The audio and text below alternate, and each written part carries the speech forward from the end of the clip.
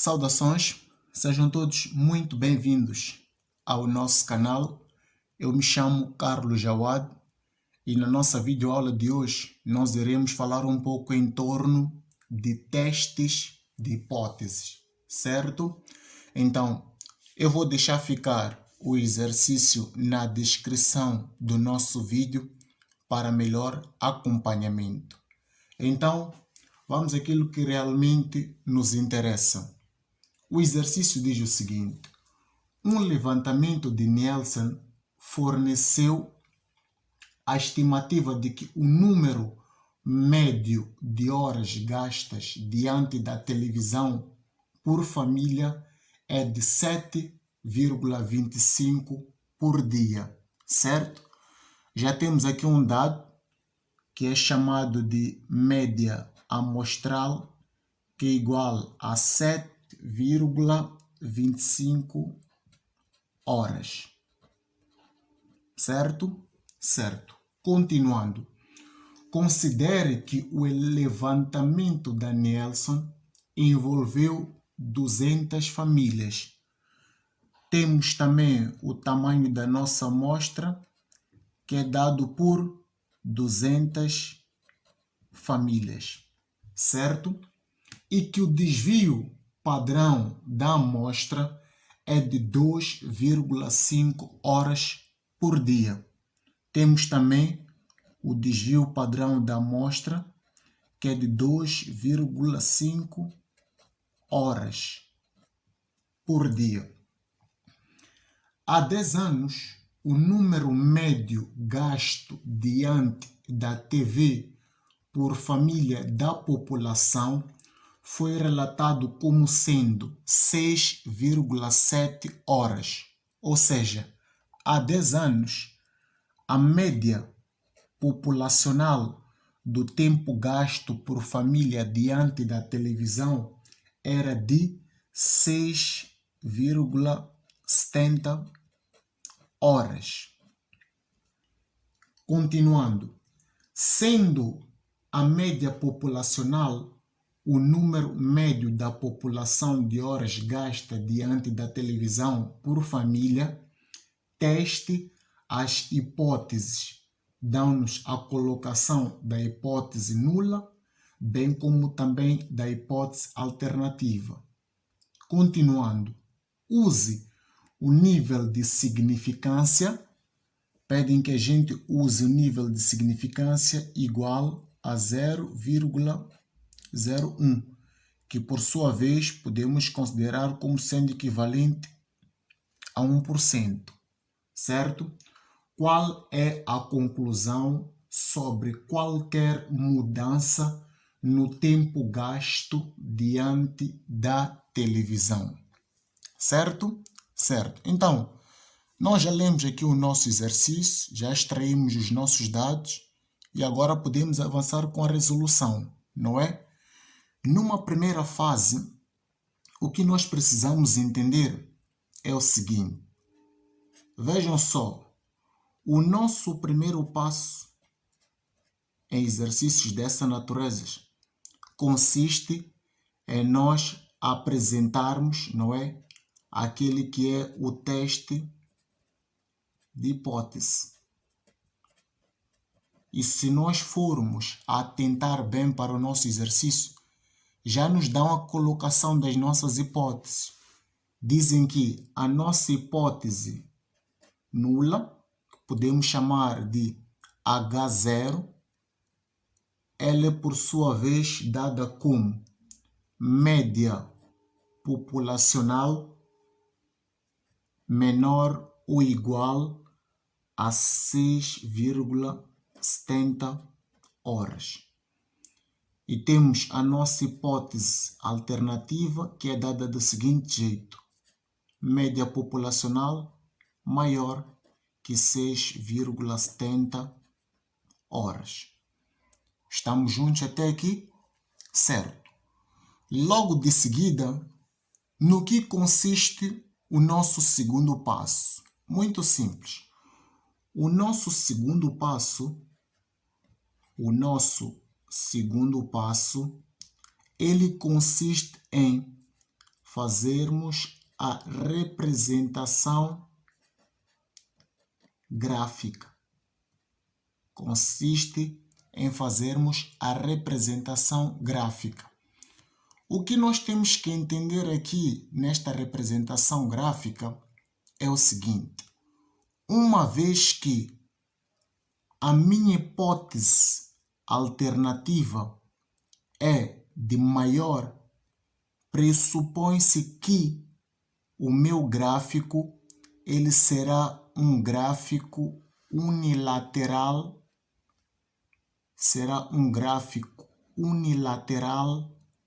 à direita. Ele será um gráfico unilateral à direita. Estamos juntos? Vamos colocar aqui um 0. E neste canto aqui, ou neste ponto, nós iremos encontrar o quê? O valor do nosso Z alfa. Como é que nós encontramos o valor do nosso Z alfa? É muito simples. Então, o que nós precisamos entender é o seguinte: uma vez que o tamanho da minha amostra, que por sua vez é igual a 200 famílias, não é? E eu consigo automaticamente entender que o tamanho da minha amostra é maior que 30, e sendo maior que 30, pressupõe-se que nós iremos o quê? Iremos usar um gráfico de distribuição normal. Certo? Certo. E como é que é dado este gráfico de distribuição normal? O gráfico de distribuição normal, também considerado como sendo o gráfico do Z, ele é dado do seguinte jeito. Vou aqui ilustrar. O nosso gráfico de distribuição normal, ele é dado deste jeito. Então, o que nós precisamos de entender é o seguinte, é que o gráfico de distribuição normal, ele apresenta apenas a probabilidade de uma área do nosso gráfico. Estamos juntos? Assim sendo, o que vai acontecer é o seguinte, vejam só. Vamos colocar aqui novamente o nosso gráfico. Vamos colocar aqui o nosso gráfico. E conforme nós dissemos, não é? Dado os nossos dados ilustrados no exercício, nós temos um nível, não é? Temos no exercício um nível de significância igual a 1%, não é? O que quer dizer que o nosso alfa ele é igual a 1%. Então, se o nosso alfa, por sua vez, ele é igual a 1%, isto quer dizer que a probabilidade ou o valor desta área corresponde ao quê? Corresponde a 49%. Estamos juntos? Então, o que nós vamos fazer? Vamos para o nosso... Então, o que nós vamos fazer? Vamos para a nossa tabela do Z e vamos buscar o valor que apresenta uma probabilidade de 0,4900. E a questão que pode se levantar aqui é a seguinte: qual a necessidade de nós aumentarmos estes dois zeros? Simples. Na verdade, diferença nenhuma isso fará. Porém, isso nos vai permitir localizar este valor na nossa tabela do Z. E isso, de certa forma, vai nos permitir saber qual é o valor do nosso Z alfa, uma vez que na nossa tabela normal Os valores apresentam-se com 4 casas decimais. Certo? Certo. Então, esta é a nossa tabela de distribuição normal, que é a tabela que nós recorremos quando o tamanho da nossa amostra é superior que 30. Então, nós aqui buscamos a probabilidade de 49%, não é? Ou seja, 0,4900. Então, nós vamos buscar este valor aqui por dentro, não é? Então, como é que nós vamos fazer para encontrar, para localizar este valor? Vejam só, 0,4900 nós conseguimos constatar de que este valor, vamos lá só buscar aqui, 0,4900, ele encontra-se aqui. Conseguem ver este nosso cursor? Ele encontra-se aqui. Mas só que vejam só, ele está próximo de quanto? Está próximo de 0,4898 e está próximo de 0,4901.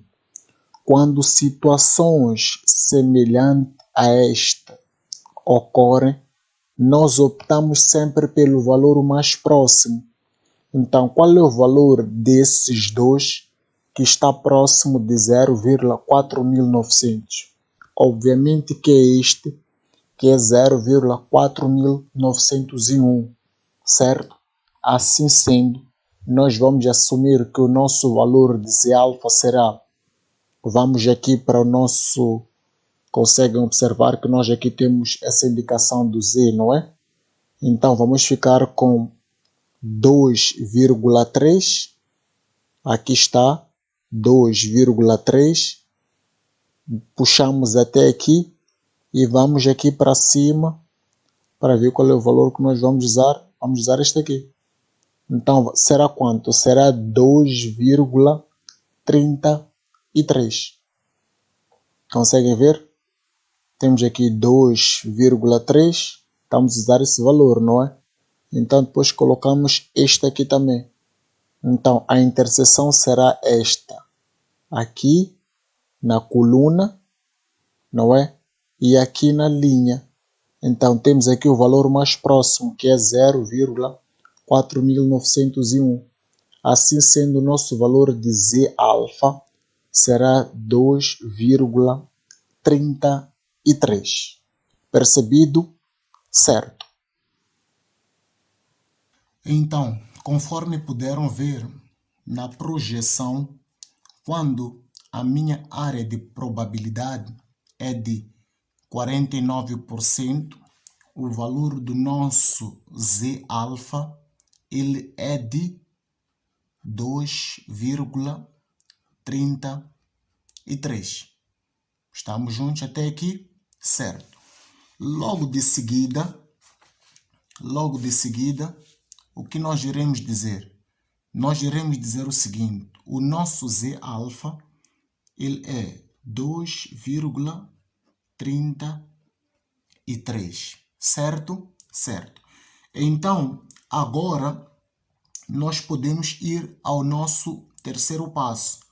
Só de recordar que esta área pintada ela é chamada de área de rejeição, que é a área que compreende o nível de significância igual a 1%. Certo? Certo. De seguida, o que nós vamos fazer? Vamos ao nosso terceiro passo. Vamos ao nosso terceiro passo. E no nosso terceiro passo, ele consiste no quê? Efetivamente, é muito simples. O nosso terceiro passo, ele consiste em nós apresentarmos a nossa regra de rejeição, que é o seguinte: qual é a condição que me permitirá rejeitar a minha hipótese nula? Porque, no fundo, nós precisamos entender que o quê? Que o que está sendo testado aqui é a nossa hipótese nula, que é aquilo que efetivamente se verifica na população. Estamos juntos? Certo. Então, a condição para que eu possa rejeitar essa hipótese nula é que eu irei rejeitar a hipótese nula se o meu valor do z calculado ele for maior que o meu z alfa, que por sua vez é igual a 2,33. Esta é a condição para que a gente possa rejeitar a nossa hipótese nula. Estamos juntos? Certo. Então, de seguida, nós vamos ao nosso quarto passo. No nosso quarto passo, nós vamos calcular o nosso z crítico, como também podemos chamar do z calculado. Então, o nosso z crítico é dado pela seguinte fórmula, que é média amostral menos média populacional dividido pelo desvio padrão sobre raiz de n, certo? Então, o nosso z crítico será, por sua vez, igual. Média amostral, já temos o valor, 7,25 horas. 7,25 horas. Menos média populacional, também já temos o valor, 6,70 horas. 6,70 horas. Tudo isto dividindo pelo desvio padrão, que nós também já conhecemos, que é de 2,5 horas, sobre a raiz do tamanho da nossa amostra, que é de 200, certo?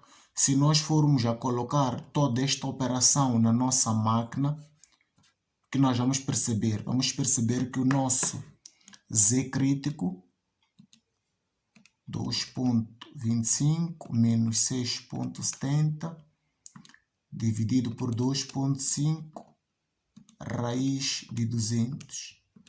Vamos constatar que o nosso z crítico, conforme podem ver, ele dá 3, podemos arredondar isto a 11. O nosso z crítico dá 3,11. Então, se o nosso z crítico dá 3,11, pressupõe-se que o resultado do nosso z crítico ele encontra-se aqui. Podemos considerar que ele encontra-se aqui, 3,11. O nosso z crítico encontra-se aqui. Então, percebam o seguinte, conforme nós já havíamos falado em exercícios anteriores. O nosso z crítico, ele está dentro do quê? Está dentro de uma área de rejeição. Podemos chamar de área de rejeição ou zona de rejeição. É válido. Assim sendo, nós podemos concluir que o quê? Vamos ao nosso quinto passo. Conclusão. Podemos concluir que há evidências suficientes, não é, para rejeitar a hipótese nula. Estamos juntos? Uma vez que o nosso z crítico, que é igual a 3,11, ele é maior que o nosso z alfa, que por sua vez é igual a 2,33. Por que nós rejeitamos a hipótese nula, Wad? Simples, porque o nosso z crítico ele está dentro da nossa zona de rejeição. Estamos juntos? Porque o nosso z crítico ele está dentro da zona de rejeição. Então, nós efetivamente estamos a rejeitar o quê? Exatamente. Estamos a rejeitar a ideia de que há 10 anos o número médio de horas gastas diante da TV por família da população foi relatado de 6,70 horas. Então, o que nós exatamente estamos a rejeitar aqui? Vamos perceber a lógica do exercício. Nós estamos a rejeitar a hipótese nula. E conforme nós dissemos, a colocação da hipótese nula é aquilo que se verifica na população. Então, nós estamos a rejeitar a condição que é dada de ocorrência na população. De que o quê? De que há 10 anos, estamos juntos, o número médio de horas gastas diante da TV por família da população relatado como sendo de 6,70 horas, na verdade não é de 6,70 horas. Estamos juntos? Então, esta é a hipótese que nós estamos a rejeitar. No caso, a nossa hipótese nula. Estamos juntos? Então, é assim que nós damos por terminado o nosso exercício. Então, eu espero que tenham compreendido o exercício. Se porventura alguma coisa passou despercebido, deixe ficar no comentário que eu vou dar o devido esclarecimento. Grato pela atenção. Até uma próxima videoaula.